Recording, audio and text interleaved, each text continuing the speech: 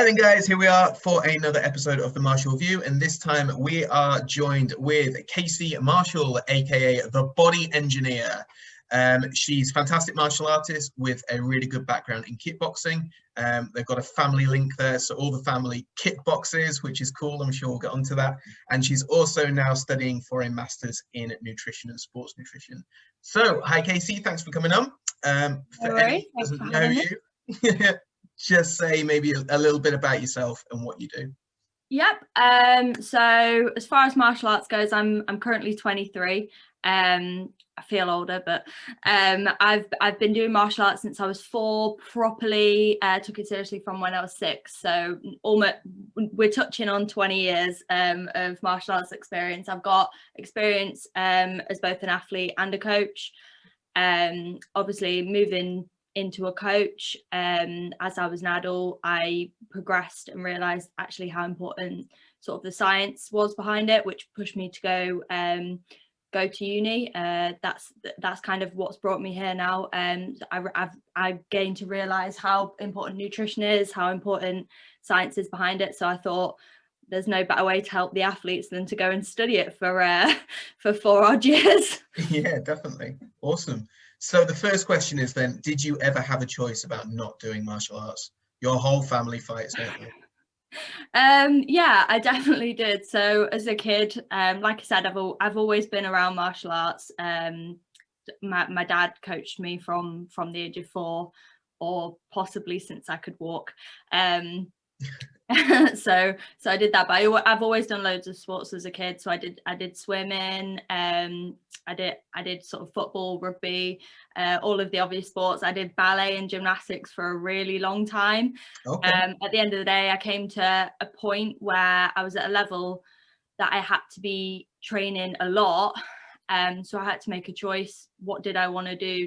Did I want to do all these sports, or did I want to really concentrate all my time on one sport and do the best I could at it? And I chose kickboxing over that. But no, yeah, I've always been given the option not to do it.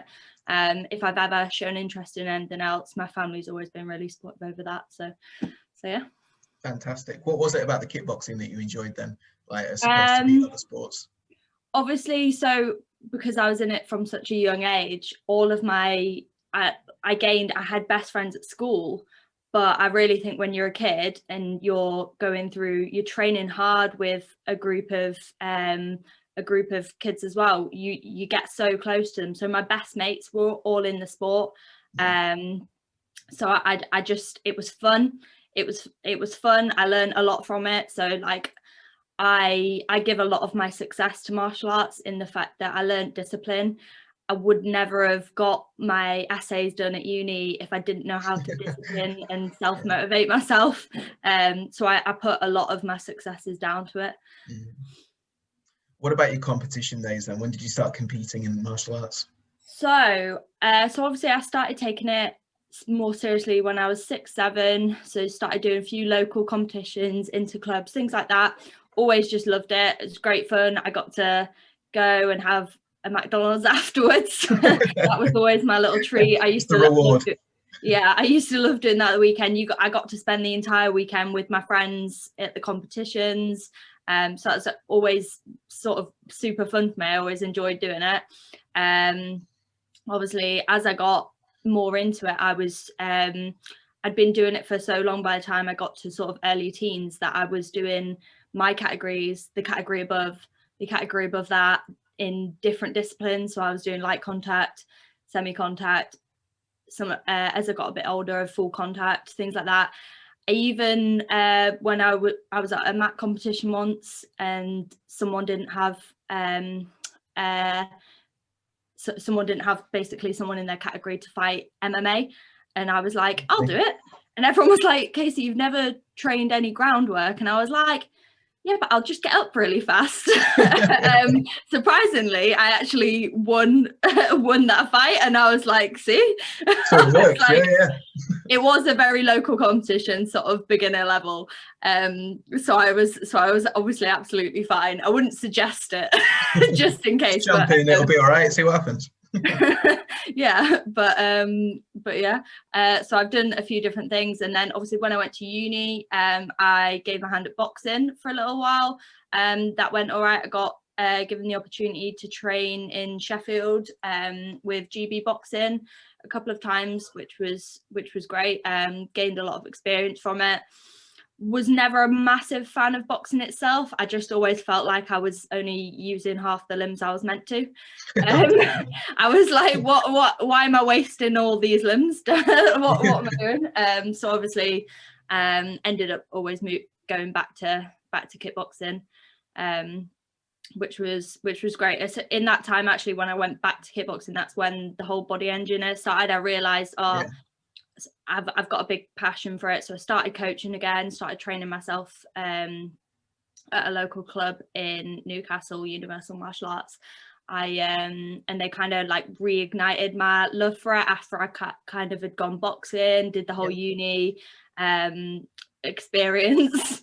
But I always came back to it. And then kind of the body engineer that came from combining the two. And I wanted to reach the audience I had with martial arts and kind of share what I was learning through uni. So that's where that came from. So I started combining my coaching and also the nutrition that I was learning. I was trying to pass on to as many people as I could. So yeah. Awesome. So what's your main aim for the body engineer then? What would you like to see kind of happen for it? Obviously, it's getting more and more popular each week, which is awesome because you're putting some really good stuff out there. People are starting to follow you, take notice. So what's your eventual aim, do you think? So at the minute, obviously, I'm still studying. I moved on after graduating from my bachelor's. I moved on to do my master's. Again, I felt like I had more to learn. I didn't want to stop there. I thought there's so much more I could learn from this. So obviously at the minute it's kind of, it's a bit of a community, to be honest. Everyone that I've met through sort of uni, nutrition, things like that, alongside everyone that I know from sort of the martial arts world. I kind of am just trying to bring everyone together in that. People I share information from kickboxing and even just sort of friends that are PTs, information from them, and then also I share information still that I'm learning through nutrition. Eventually I think it'll probably work towards so it'll stick with nutrition, and I'll always stick with martial arts. So at some point it'll probably be a bit of a recruitment center for working with martial artists, sort of as a nutritionist. Wow, amazing. So obviously everyone here probably knows the link between martial arts and nutrition and how it can affect an athlete's performance, but not even athletes, maybe just people training 2-3 times a week on kind of a semi-casual basis. But why is nutrition just so important for martial artists and in terms of their performance and their endurance and their ability to keep going and train harder? Yeah, I mean, so specifically for martial artists, as we all know, most styles, if you are competing, are based upon weight categories. Yeah. And if you're training all day, every day, and you always have done for years, you can't change essentially your body mass really through training. To a degree, a small percentage you can. The rest will be down to nutrition. So obviously that's like one of the main things is obviously we're in a sport where weight classes are crucial. They're so important. If anything, a lot of the time, if you talk to elite athletes, that's more important to them than the actual fight. When they're training, them making weight will be their main goal, and then the actual fight itself, competition, will be an afterthought. Well, you don't make weight, you don't fight. Well, yeah, exactly. Sometimes it is more important. Obviously, there's a bit of there's a lot of issues with obviously weight making, in the fact that not many coaches, everyone gets their nutritional advice generally up to a certain level from their coaches. And now I've come to learn through studying nutrition, actually not a lot of coaches in martial arts have really any idea what they're talking about in terms of nutrition. I can count on my hands how many coaches I know with any nutritional training or qualifications. Yet every single athlete I know has taken advice from a coach in regards to nutrition, which can be really dangerous. If you're taking advice and you're taking the wrong advice, it can impact your entire fighting career. It can impact your health, it can impact your mental health, it can impact everything. So I think it's a lot more important than people know. Like in terms of, if I speak from my own experience as a fighter and making weight for categories, there has been times where I haven't made weight and I've been training for 6 months for one competition and I don't get to fight in the category that I want.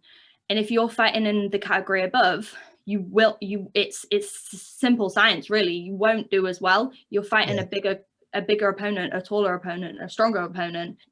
You're never gonna fight to your full potential. So nutrition literally can equate to you winning or losing in your career progression through for high level athletes, especially. If I give football as an example, you would never find a high level footballer that doesn't have a nutritionist or someone qualified to give them nutrition advice. So why have we made it acceptable in martial arts for us to take nutrition advice off people who don't know? So as far as nutrition advice goes, I'm pretty sure you probably agree with this, is most coaches are ex-athletes. That's kind of the way it goes in martial arts.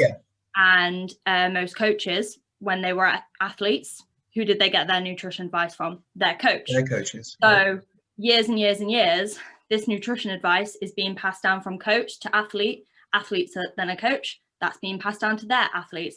So if you think about how outdated the nutrition advice that we're getting as athletes is ridiculous, and how studies go on every single day in nutrition. So we're getting new research every single day, every single week from high level nutritionists. Why would we not hire someone that has read all this research and done the research themselves to give us advice? So why do you think that is then? Why do you think the martial arts is, maybe it's not neglected, but maybe it doesn't put as much emphasis on nutrition as maybe some other sports, as you've said?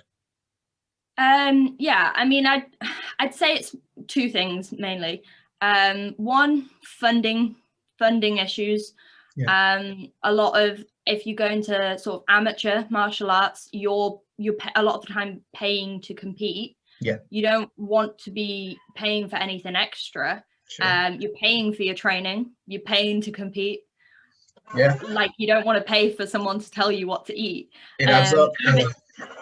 Even if you know it'll benefit you, you don't want to pay the extra amount. I think the issue is people don't know quite how much it'll benefit them, so they're not willing to pay. Even if they go out, educate themselves a little bit, they'll probably learn, actually, this is going to help me in the long run. If I hire a nutritionist, even just for some advice more than anything, not necessarily even a meal plan or anything like that, that could benefit me in the long run. I'm going to progress in, if you want a fighting career, you're going to progress. So yeah, there's that, and then there's stubbornness from fighters. In martial arts, more than any sport that I've come across, there's so much tradition and culture, which is great. That's one of the best parts about the sport, is the tradition and the culture in the sport. But then it also has its downsides in the flip side. So on the flip side, there's tradition and culture in sort of weight loss and making weight. I mean, I don't know many fighters that haven't trained in a sweatsuit or skipped in a sauna, things like this. And where did we learn that? I mean, I learned that from my coach learned that from his coach. Yeah, it goes on. Do you know what I mean? Where there's been so much research on it now. Well, to be honest, there's definitely not enough research on it, which is again, so as part of my master's, my thesis, I'm gonna be looking further into this, and I'm specifically going to be looking into sort of nutritional knowledge in the UK of coaches, and actually has that impacted their fighters, because there's definitely not enough research on that. But making weight itself, there is research on it now, more and more coming out every day. It's definitely a topical issue at the minute. Weight loss, and weight gain, rapid weight gain after things like hydration. A lot of athletes won't even consider it. And again, we know from research, anything more than 2% dehydration, you're physically not going to perform as well. Mentally as well, your mental capacity is significantly reduced. Which obviously you'll know when in martial arts, there's a lot of thinking that goes on. Yeah, for sure. Yeah, more than people think. Ironically. Yeah. I think people just think, just you throw your limbs out, but no, there's a lot of thought process that goes into it. Hence why you have someone behind you trying to do some thinking for you and give you shout some advice at you, because when you're in there, your cognitive function's significantly reduced. Why would we dehydrate ourselves further and make that even worse? So yeah, I mean, some of the best fighters and the best martial artists I know are up there because of their, not necessarily, I mean, obviously they've got to be athletic, they've got to be strong, they've got to be agile, but like the technical aspect of their fighting sometimes puts them above and beyond the rest. So yeah, definitely. How much can someone learn on their own then, do you think? If you maybe at amateur levels or semi-professional levels, can people teach themselves the nutrition, or would you suggest always going towards a nutritionist or a coach for that? Yeah, I mean, so obviously if it is impossible, I mean, a lot of fighters come from sort of lower economical backgrounds. If you don't have the funds, there is a lot on the internet. There's a lot of bad advice on the internet, but there is a lot of good advice. You're not sure what you're getting. Yeah, it's going to go into sources that you know are accurate. So for example, an influencer on Instagram might not be the best place to get your advice. If you're looking for sort of more basic understanding of nutrition, looking at something like the Eat Well guide. It's not even for athletes. There is an athletic version of that, which again you can find easily online. But even just for the general population, the Eat Well guide, if you look at that, it tells you sort of what you should be in, sort of how much of your plate, say it's the guide is laid out as a plate, how much should be carbs, how much should be protein, how much should be fats, what is that, like what is a protein? Like a lot of people don't even know. Like if I say, oh, what is a protein, they'll protein shake. Yeah, but what food is a protein? Carbs, people just automatically sometimes go bread. And I'm like, yeah, no, but carbs are in like most things. So it's the Eat Well guide's like a good place to start.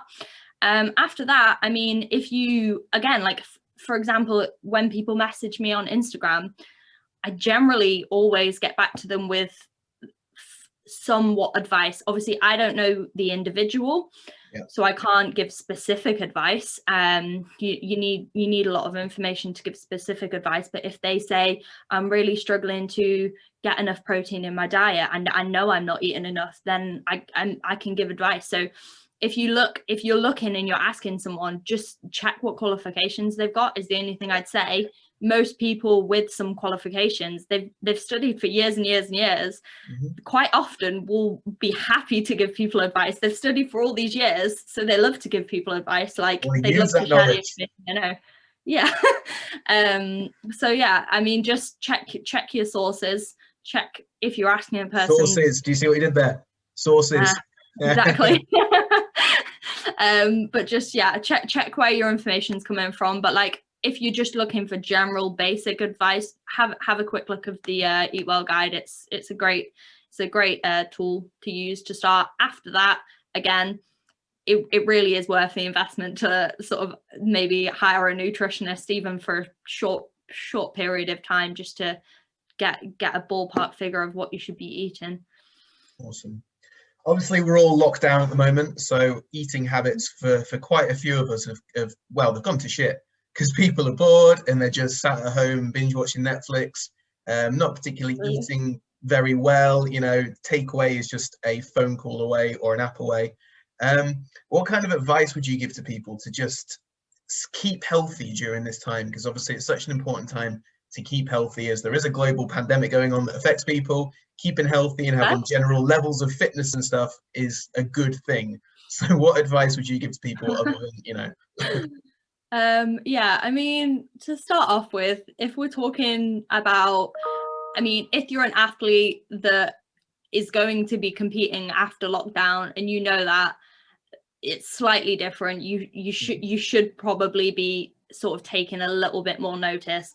General population, or maybe if you just do martial arts casually, you train, you go to the gym, you maybe doing home workouts at the minute. I mean, number one, just remember we're in a pandemic.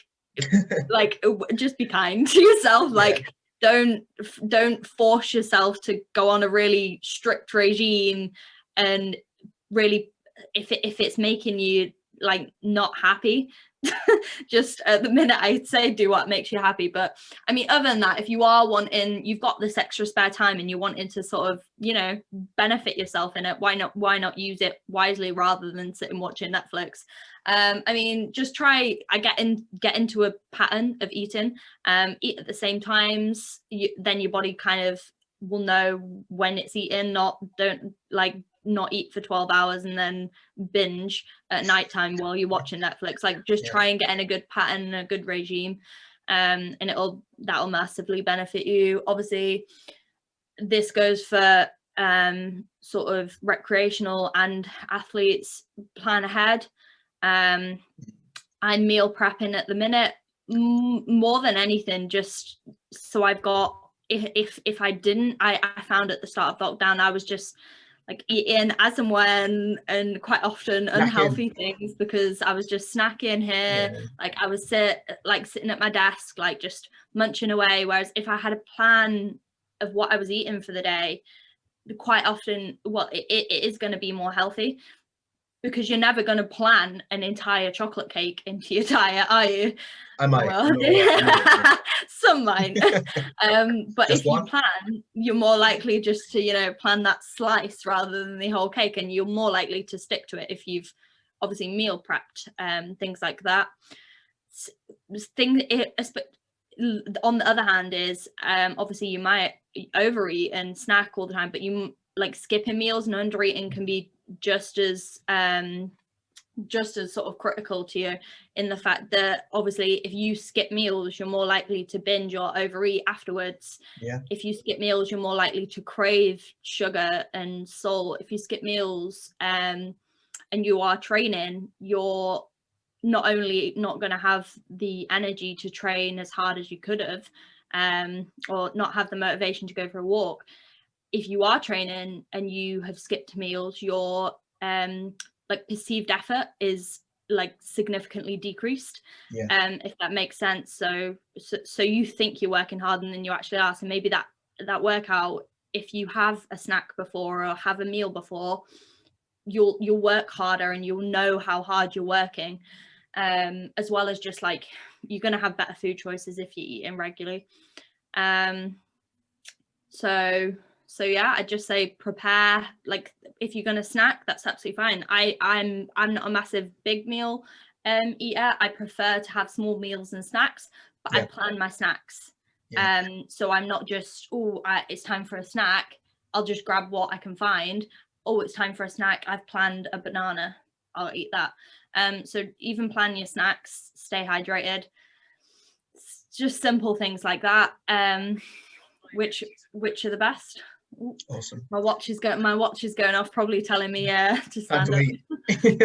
Yeah, it's time to eat.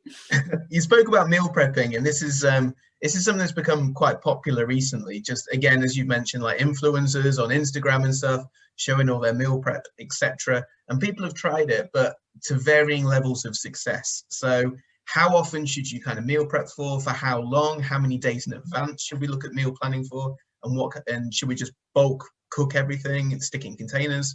Yeah, like what's the basics of meal prepping for people? I'd say it really depends on your life, in the fact that, so I know at the minute I'm kind of working or studying sort of 8 or 9 in the morning until sometimes 6-7 p.m. at night. So I know I don't have time, an hour at lunchtime to be cooking, an hour in the evening to be, I know I don't have the time to do that. So preferably what I do, which I found works great for me, is on a Sunday I'll go buy all fresh foods. Obviously if you buy it a few days ahead and then cook it a few days later, it won't last as long. So if you can buy it, cook it on the same day, it's going to last longer. Most meal preps you find will last, if you're using fresh produce and fresh food, it'll last like 5 days, which is perfect, Monday to Friday. And then obviously the weekend, a lot of the time I know I have free time, so I really enjoy cooking. So actually I won't prep for the weekend because I'll enjoy cooking something a little bit different at the weekend. Sure. I often will have sort of a bit more, my weekends definitely, I'd say, in terms of eating, more unhealthy than the week, purely because I give myself little treats at the weekend. I've had a hard week. Again, be kind to yourself. So I give myself a treat. There's nothing wrong with that. Just obviously don't starve yourself through the week and then get to a weekend and binge and eat everything you shouldn't have. When I'm planning and I'm meal prepping, I plan in little treats throughout the day. So like at nighttime, sometimes I'll plan in like a little hot chocolate. You can get like little low calorie hot chocolates and things like that. Like, just because you're planning doesn't mean you have to plan broccoli and chicken 3 meals a day. Like, you can plan good foods. But yeah, I'd say that's definitely the easiest and best way to do that. If you are furloughed, say, and you do have the time, cook every day. It's fun. Like, find new recipes. It's something to do. And often I think people don't realize actually cooking, if you're not stressed and you do have time, it can be relaxing, it can be fun. Can be a form of meditation for some, if you're cooking things that you like. So spend the day looking at some recipes, looking at some ideas. Again, there's on the internet, there's so many resources available. There's cookbooks for free on the internet everywhere. You don't have to go out and buy a cookbook, definitely not. But for example, I know a lot of sort of fellow nutrition students, nutritionists, things like that. They generally, because we like to show off, will always have our qualifications in our bio, whether they have a bachelor's degree or this or that. Even, I mean, I guess like some PTs even do good meal preps. I wouldn't ever suggest going to a personal trainer for nutrition advice. Purely, again, they've probably done like a 3-day course on nutrition, and coming from someone that studied it for 4 years, it doesn't measure up. But they often have good meal ideas though. So yeah, I mean, use the internet as your friend. Definitely. But in terms of exercise though, I was going to mention earlier, obviously, now is a great time to start exercise, in the fact that most people you speak to, if they're starting, don't want to go to a gym because it's scary. And sometimes even I've been going to gyms since I was 4, and sometimes if it's a new gym, I'll walk in and I'll be like, not want to go and lift the heavy weights in front of all the boys. I mean, I'll give myself a little like slap and be like, right, no, you probably lifting heavier weights than them. Or like boxing, I like, what are you doing? Just go in the gym, hit a bag, and everyone will know. It's fine. But obviously now's a great time to start. You can take yourself, you're offering sort of online classes and things like this. Yeah. No one can see you through the screen, and even if you have your camera turned on, you're like this big on our screens. It's true. Yeah, you can't see it. You could be doing anything. So like, honestly, it's the best time to start. Like, put some blue tack over your camera and say, oh, my camera doesn't work. It's the best time, and then you're already at a level where you're more confident walking into a gym when lockdown. You're prepared. You've mentally prepared yourself to walk into a gym when lockdown's finished, because you know what to expect. As well as online classes. Again, funding's an issue for some people. There's a lot of ways that you can get free workouts and things like that online. I'm utilizing them. Again, Instagram and YouTube. I often, I can make my own workout more than happily. I'll do that. However, sometimes I can't be bothered, but I want to work out, so I'll just Google like, quick HIIT workout, or I don't know, kickboxing drills, something like that. Yeah. And there's so many free resources to use, so definitely. why not take advantage of them? For sure. Awesome. So what's in the future for Casey and the Body Engineer then? So I mean, get through this degree and get through my master's degree. Yeah. I mean, I got through one degree in a pandemic. I'm sure I can get through this. You can do it again. Right. Yeah, so far so good with it. To be honest, the degree is kind of 5% of it. It's everything that goes along with it. So the placement, I take on a few sort of clients for various different reasons. Example, one client I've taken on, he is taking on a massive challenge. It's 9 marathons, over 9 days, 900 miles, not triathlon, sorry, not marathons. So I'm doing all his nutritional prep for him, the whole nutritional intervention of over the days, everything like that. I'm doing that sort of alongside uni and just getting as much experience as I can. Then when I graduate, I can help as many people as possible. Obviously not just in martial arts, I work in other sports as well. Yeah. I should be at some point soon starting with the Leeds United Academy, the girls team academy, doing some nutritional support for those. So yeah, I'm just basically trying to broaden my horizons, so then I get as much experience, I can help as much people as possible. Obviously for me, the more I can learn, I don't think I'll ever stop learning, to be honest. There's always things you can do to carry on learning. Again, reading, I read academic sort of journals and papers as much as possible. That's where the new research is, so I try and follow that. And after that, I suppose, I mean, find my way in the world. We'll see where it goes. I'd love to sort of go and work with the guys over at the UFC Performance Institute at some point. Wow. It's kind of one of my little background dreams, so that might take a few years to get to.